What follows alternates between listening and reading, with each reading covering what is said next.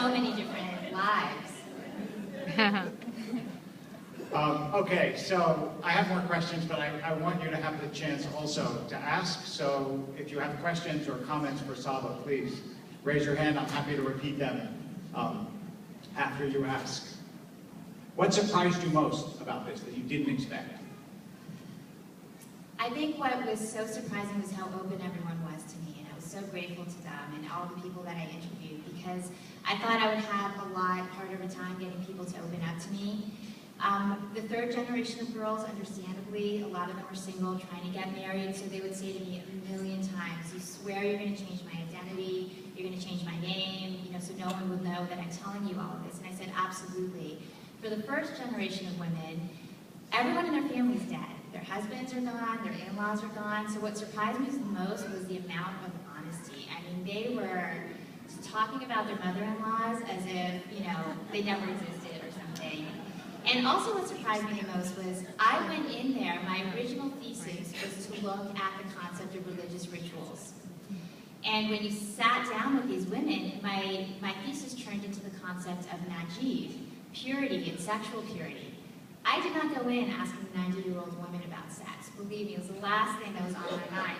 But a lot of them just wanted to talk about that concept of what is it like to be najiv. The pressure was placed on us to have to be so pure and so virginal, and these Muslim women, they got to dance like this, and we had to do this, and so I was surprised at how much a lot of them just really talked about sex, because I didn't go in there asking them what was it like to show your virginity clock in the hammam, but you could tell they were really upset about it, and a lot of that really affected them. I mean, they were 14 years old and they had to do this, and so they loved the opportunity to really be able to talk about what it was like. So I like to think it was somewhat therapeutic.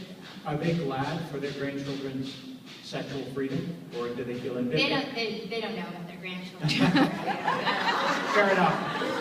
But you know what they were very glad about, and a lot of them said this, and a lot of them spoke about you, Rabbi Wolpe, they were very happy to be in America where there is so many different levels of Judaism, that their daughters could be rabbis, they could be cantors, that they're, a lot of them said, what it means for me to see my daughter go out to the Torah and read from the Torah. So for a lot of them, they were so happy to be in an environment where they could practice.